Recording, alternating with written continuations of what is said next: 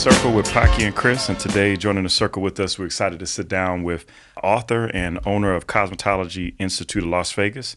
She has actually a new book out now called Poverty Costs More Than You Think. We have Miss Denise Dixon. So welcome to the circle. Welcome, Denise. Thank you. Thank you for having me.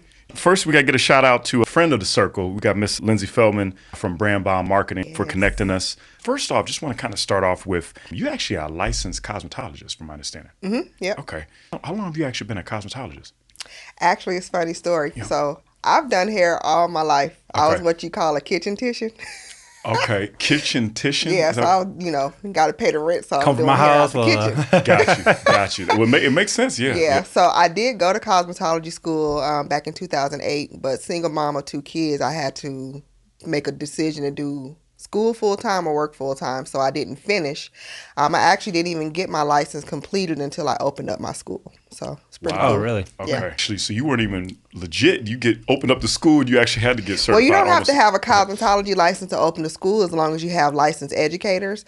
So I didn't have to do any teaching or anything. I was really just a business owner. So I had licensed educators, and then once we opened up, got settled, I actually entered into the program and finished my hours to get my license. Smart, yeah. And was that always kind of part of the plan to initially just jump right into the education portion of it? Or did you plan on opening a cosmetology school, or did you practice on practicing cosmetology? It was so weird. I always knew that this was something I wanted to do as far as the school.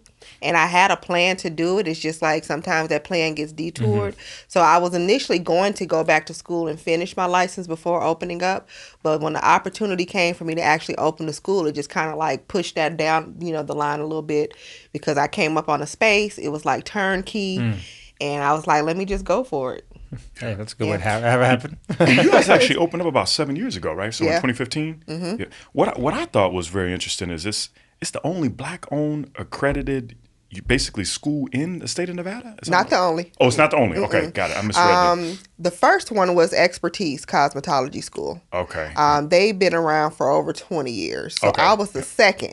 Okay, the second I was the second. Okay. So it's only 2 of us as far as cosmetology schools, but of course we have a couple of Black-owned barber schools too. Okay, excellent. Yeah. And with that, you said it kind of, the opportunity presented itself. With that opportunity does come challenges. I'm not sure if you had any experience with building a business prior to that, but I'm sure there's a lot of like roadblocks or learning curves that you had to go through.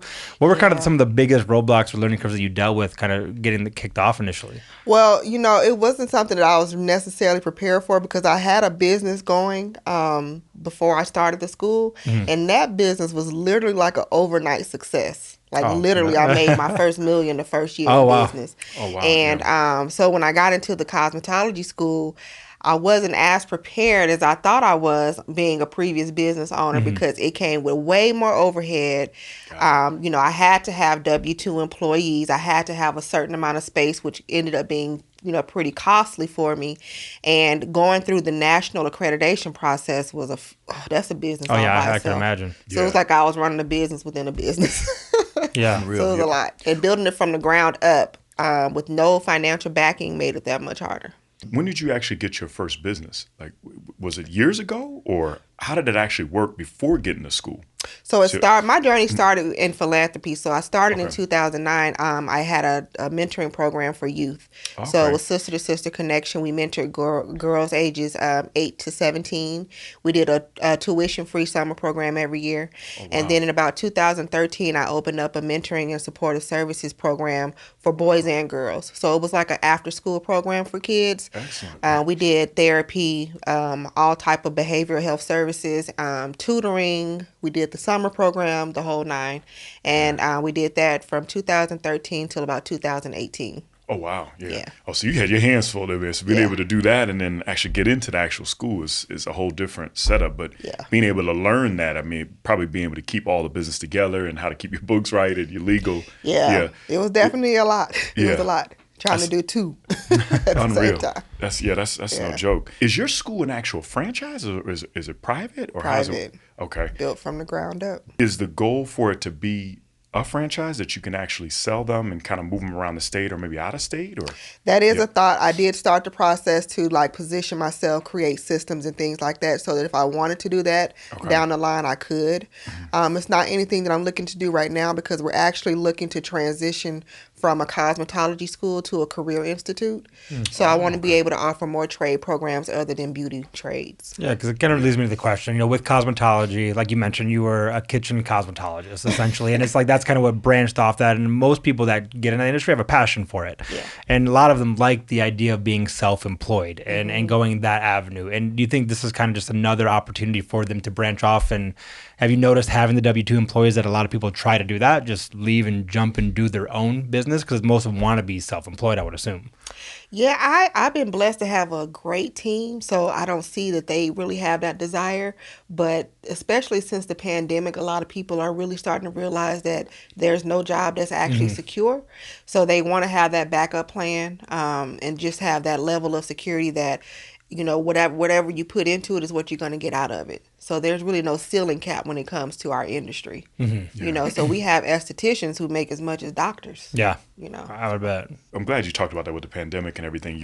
A lot of people are pivoting and they're learning different things and they're having all these side hustles. And cosmetology and the whole nine is such a huge business, and you have to have the people skills too. Yeah.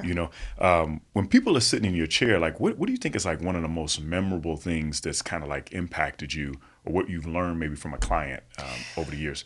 One thing for me is you just never know what a person is going through when they come and sit in your chair. So really having that personable experience with them and just kind of giving them that experience. I can remember once a lady came into my chair and I could kind of feel her energy. Yeah. And so when I took her over to the shampoo bowl, I gave her like a really nice scalp massage and just really like took my time with her shampoo. And when we got back to the chair to blow dry her hair, she literally like started crying. Yeah. And she told me, she was like, you don't know how I was feeling when I came in here, but you just really calmed me down and made me feel so much better just with the shampoo. I grew up, it's like you see, especially black barbershops, it's like, that's like your doctor. Yeah. You know what I mean? Like literally the whole conversations, you get mentorship, you get so much from it. So I'm so happy to see that in Vegas, that you actually have an actual school that you'll be able to do whatever you want to do. And it's like you kind of got a blank canvas to be able to do that. So you have the whole setup. So you can actually have barbers there, cosmetologists. What other kind of services can you actually learn and get? Well, in the state of Nevada, cosmetology and barbering is two separate things. Okay, that's what I'm trying to understand. So if they're in our school, they do get barbering in their program. But the one thing that separates them from being a licensed barber is that as a cosmetologist, you can't use a razor. So they're learning just about everything a barber learns, the clipper cuts and things like that. Sure. But they can't use a straight razor. So that's the separation between the two. And as you're kind of like, building this program, essentially, was it something that you had to kind of develop from scratch for this institute? Or when you have a cosmetology program, is it already like a pre-designed template of what you need to follow and you just design the educational courses? Like, how is that kind of whole process? We really kind of have a custom curriculum. We do have a basics. We use My Lady books. That basically gives them what they need to pass state board. So we kind of custom tailored ours to make sure that they're staying up on the current trends in the industry. Sure. Yeah. So we've always been just teaching beyond what's required for state board. So state board is primarily going to teach you a basic haircut, color, sanitation, that type of things. We do an annual wig-a-thon because we want to teach them that too. That's very trendy now with people wearing wigs and things like that. So they're actually learning how to make human hair wigs that we donate to American Cancer Society. Oh, that's awesome. They're learning like the latest techniques in hair color. We use all professional products. So instead of using Wella, we're using Joico's because we feel if you can learn from a professional line, it just makes you that more advanced once you get into the industry. Yeah. And with that kind of development, we touched base on it with you and Paki talking about how somebody come in and make them cry. Do you have that personal aspect of the school where I think it's under a lot of these franchise models that you're seeing with other cosmetology schools, haircuts, salons, those type of things. I feel like that gets lost in a lot of those situations, but it is an extremely important part. You are providing beauty as a service, and that really makes an impact on people. Like, do you have that as part of your curriculum? Absolutely. So part of our motto is we're developing professionals within the beauty industry, and we're we set the bar when it comes to professionalism, and we also set the bar when it comes to community service. So those two things, professionalism and community service, I think goes hand in hand, and it helps you really just create that experience for your customers. And it always ends up being such a humbling experience for the students when we're exposing them to certain things, as far as the services that we do for kids in foster care, the breast cancer event, working with senior citizens. Those things are like really helping them develop how they want to be in the industry, because if you kind of exclude that component, a lot of the times you just get lost in that day-to-day shuffle, and you don't focus on how can I make this experience better for my clients. So that's fantastic to see how you kind of merging your two passions of philanthropy and cosmetics and kind of really distributing that to everybody that you're teaching. That's Absolutely. really That's a win-win. With basically the pandemic, did you guys move any of your service where it's like an online class that you could? I was gonna say, We had to. So you're doing Teams and Zoom, meetings and things like that. So how did that play out, and how does that work? We literally found out on, what was it, the 17th? Of March, 2020. Of March? Yeah. And we were online on the 19th. Oh, so you figured it out. You literally did we the pivot. pivoted so quick, and it was amazing. We during that first 3 months of the pandemic, we literally graduated 50 students through that online process. So That is awesome. So we didn't skip a beat, and I'm so thankful for that. Our school actually skyrocketed since the pandemic, to be honest with you. And they always kind of had that online arm of the accreditation process, or is that something that the National we had to go to the board and fight for it. Yeah, that's interesting. Because it's not approved for the state of Nevada. So even now we're trying to make it permanent. They did allow us to do it during the pandemic. Sure. But now we're trying to see if they can offer that permanently. It is a huge sacrifice for students who want to become a cosmetologist to commit 40 hours a week, especially if they're, raising a family, they're adult learners, a lot of our students. Sure. Yeah. So just having to make that sacrifice to be at school 8 hours a day is pretty tough. So I think it worked out for us. We have not decreased our numbers. We've always had high graduation rate, high licensure rate. None of that has decreased at all. If anything, it's increased. Yeah. And so we feel like it's a benefit to give them that flexibility to do online. Well, that's an applaud to you guys. That says a lot, and to be able to do that. So that's great, man. You definitely got to check out what you guys are doing. And then you recently became a certified, is it trachologist? Trichologist. I'm sorry, I said that wrong. Yeah. Trachea. I'm still thinking trach. Right. Sorry. But what exactly was that launch of basically the hair loss care and the whole system is what you guys have developed, or is it actually out yet? No, it's going through the final stages of development now. Okay. So a trichologist basically is a hair loss specialist. Okay. And I'm passionate about that because I suffer from my own hair loss, not knowing that I was allergic to hair color. So I ended up developing traction alopecia. So just going through my own journey of restoring my hair, it just became another passion for me to be able to create a product for other consumers who are suffering the same thing. So you see, I'm going into a saturated market. So there are a lot of products out there that say they can grow your hair back, right? There's only one ingredient proven to do that, which is minoxidil. Okay. And if that's not used properly, it can actually cause issues because it's a chemical. That was exactly what I asked. Like, how does that work? Because you're dealing with chemicals and stuff in your body, and it might, whatever it is, you might get some type of reaction or allergic reaction or something. Yeah, and if you're on different medications, it could counteract that. So our product is an all-natural product. Okay. We do have a product that if you wanted to use minoxidil ingredients, as long as you meet the criteria, you could, but it's kind of specially formulated for that. Okay. But this product is a natural product that I developed, and hopefully in March we'll be launching that product line. Oh, nice. And I'll be opening up a trichology clinic as well. You ain't messing around, Yeah. man. Boss moves, man, to be able to do all these different things. That's amazing. With us being a business podcast, what do you feel like is like your biggest failure that you've dealt with, over the years just in business? And also on top of that, like, what have you learned from it too? Well, that's why I don't call them failures. I call them lessons because I'm still going. Sure. I think the only time you fail is if you just give up completely. And at one point I did almost give up completely, and I wrote about it in my book. But in 2018, just dealing with all of the obstacles of being a business owner is much bigger than me. So having my 5 children, number one, who are dependent on me to make sure I can create a livelihood for them. Yeah. I also have employees who are depending on me to give them a livelihood. Yeah. And so that weighed heavily on me in 2018. So I actually attempted suicide. Oh, wow. But that I would say would be my biggest lesson going through that experience and overcoming it. Wow. Because Yeah. as I was sitting in the psych ward for 3 days, I just had this revelation that I was really like killing myself chasing success. And so at that moment, I learned that I was just going to focus on what remained and not what I didn't have. And once I started to just change my mindset that, it didn't matter if this went away tomorrow. If one door closes, another door is going to open because of the mindset that I have as an entrepreneur anyways in me, Yeah. So just changing the mindset really in 2019, I dedicated that year to just get myself together mentally. So I was focused on my mental health that entire year. And in 2020, I went in with straight intentions that I was pulling myself out of that rut, that financial rut. And 2020 was just like the breakthrough for me to just, break the ceiling for those financial goals that I wanted to see. Wow. Yeah. Yeah. Man, I appreciate you sharing that. I did not know that. I mean, Yeah. and mental health is just, I mean, it's killing everywhere, especially Vegas too. Yeah. So it's great. Is that actually in your book that you actually share that? Oh, yeah. Oh, wow. Yeah. It's so funny because when I was in Centennial Hill Psych Ward, I was in there with Orlando Brown. Oh, wow. Wow. Okay. And people think that it was drugs no, it was success. Because he actually came and sat in my room. He was just like, I don't know, we had this connection for some reason. He came into my room. He made a blanket for me. He just doodles.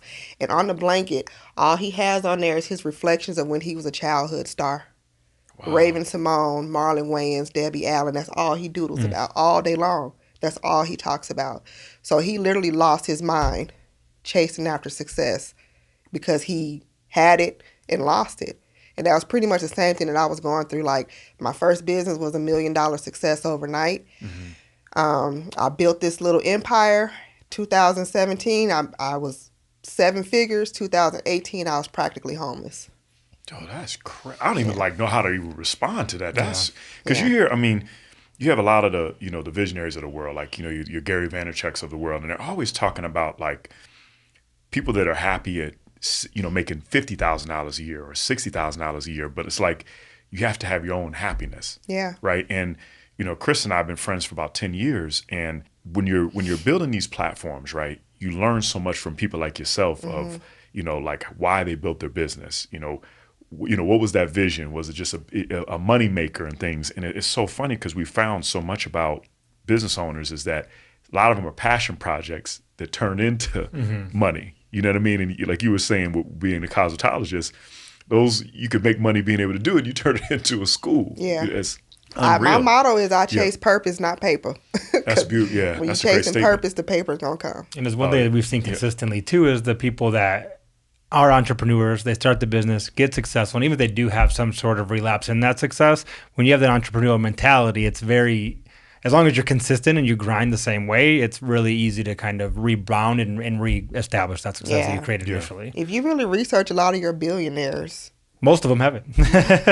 Most of them have experienced that they had it, they lost it, but they got it back 10 times. It's very rare that we have somebody on that is just consistently knocking it out of the park. Yeah, everybody's been all this had their struggle, man. Not to stay here, but what was the turning point? Like, how did you get it together? Yeah. I can honestly say it was therapy. Once I carried a lot of baggage too. Okay. Which I talk about in my book. It's called The Hardest Goodbye. It's one of the first chapters in my book. Okay. But I held on to a lot of that childhood hurt, that hurt and wounded little girl. Okay. And going through therapy, just learning the root cause of my pain and healing myself from that and just becoming really intentional about learning to like myself and then learning to love myself. And now I've been on this mission of falling in love with myself. When I realized what was for me was going to be, I just started to literally just set the intentions. Like, I can remember going into 2020, before the pandemic, I was one of those entrepreneurs who was carrying previous month's debt into the next month. And so January, I was like, gosh, I got to figure this out. So February, I set the goal that I was going to make $60,000 so that I could cover all of February and not have to take it into March. Well, by the middle of February, I had surpassed that goal. Okay. And literally setting that goal up every month helped me to get through that year. Mm-hmm. And so 2021 came, I set that intention at the beginning of the year. And 2021, we surpassed every goal that we set for the year. That's awesome. Just setting the intentions and believing that you have to first believe that you are supposed to be wealthy in order for you to achieve wealth. Coming from the background that I come from, they don't set you up for success, so you don't believe that you're supposed to be successful. But once you believe that and you hone in on the talents that God gave you, it becomes that much easier. Where are you actually from? Are you from Vegas or? No, I'm from Mississippi. Oh, you're from Mississippi. Okay, it's got the southern roots. Okay, I grew excellent. up here. I've been here since I was like 5, Okay. though. Yeah, that's powerful, man. The reason why I was hitting on it is because, I've got children also, and it's like you're talking with them and you're always trying to go through, what are they dealing with? And, I'm so big on like visualizing it, speaking it, whether you got to listen to motivational videos. So that's why I was curious, like, what were you doing to get this right? 'Cause that's everything. Yeah. So also, one thing that's a lot of entrepreneurs have that void they need to fill, right? Yeah. And most of it comes from that childhood, whatever issues that you maybe have dealt with. And it's because to be an entrepreneur, you're essentially going against the grain. Instead of going to get a job, I want to do my own thing. It's almost very, I don't want to say selfish, but very self-reliant on kind of taking that next step. And a lot of that could come from the issues you maybe have experienced when in a different time. But were you nervous about that fact that maybe your drive and your ambitions and your kind of need for success, dealing with those would affect that? I've never been scared. I mean, I've been an entrepreneur my whole life, literally. Like, I could go to the school. I would sell everything when I was little. Like, I took all the kids' lunch money. You said took all the kids' lunch money. That's good. I've never really just been afraid of it. Okay. Like I said, a lot of it weighed heavily on me at one point, but I could think of a big idea and just move on it. Now I'm becoming a little bit more discerning on the big ideas that come up in my head. Like, is that a good one? Yeah, because it costs a lot of capital. It costs a lot of money, Yeah. But that's one thing I can honestly say that I've never been afraid of. Yeah. Like, I'm more afraid to start a diet than I am to start a business. I think we all are, man. This pandemic been kicking up on behind, man. So it's a trip, man. Yeah. What is like a business tip or a nugget you could give our listeners that somebody that, maybe they're thinking about getting into cosmetology right now, or maybe they're looking to do another business. What would you share with them, or what would you say to them? The biggest thing for me was cash flow management. That's so important. Like, I hated looking at my numbers because 9 times out of 10 it was like negative. Yeah. But really just paying attention to your numbers every month, because you'll be surprised how much wasteful spending we do in business. Like, little things like in our school, we go through a lot of toilet paper. So we're constantly running to... People probably stealing it too. We've had that too. I'm just saying. Times get hard. Yeah, I'm saying. Yeah. But just doing something as simple as buying big pallets that would save us from making those small purchases that add up to be way more expensive than just buying it in bulk from Uline or something like that. Yeah. Just anywhere we could cut costs is what we did. So when I really started to focus on the numbers, I started to see more of my profits. Yeah. I remember we had Tiffany on that had Tiabi Coffee. I remember one of the first things she had said was bookkeeping. And that's exactly what you said, is the bookkeeping and accounting, or even if you got to take like a finance class or something basic to be able to learn that, you're 100% right, because being in that red can murder the whole business. So, and I have a good CPA, but they don't volunteer information. No. You have to know what to ask. Yeah, very much so. When I was diligent about managing, I went to him and I said, how can I start to see more of my money? Like, if I made $130,000 this month and my break even is $70,000, what other $60,000? And it's hard because all the forces kind of push you into that, because our economy is essentially ran on debt. So nobody helps you get out of it because they want to keep you in it. Yeah. And that's like the worst part of the whole dynamic. Yep. It's wild. Yeah. Just kind of changing a little bit. We always ask all of our guests about restaurants in Vegas. What is your favorite restaurant in Las Vegas? Just there last night. Okay. It's T-Bone's Chop House. Oh, that's good. Where's that's that very good. That's Red Rock. Yeah. Oh, okay. That's very good. I've been to Red Rock 1,000 times, never been to T-Bone's. I'm going to check that out. Go. Yeah. It's so good. All the years we've been living here, we literally just went during the pandemic. All the time we've been on there, because you think the Strip and things like that. T-Bone's is very good. It's Red Rock. very good. Yeah, very good service and ambiance. So I'm with you on that. It's a good recommendation for sure. What else are you focused on? We just starting 2022 off. What do you focus on just for this year? Business-wise, like I said, it's the product line launch and the Trichology Clinic. I am doing a business conference in September of this year. Excellent. Philanthropy-wise, I still have a scholarship that I do every year in honor of my late grandmother.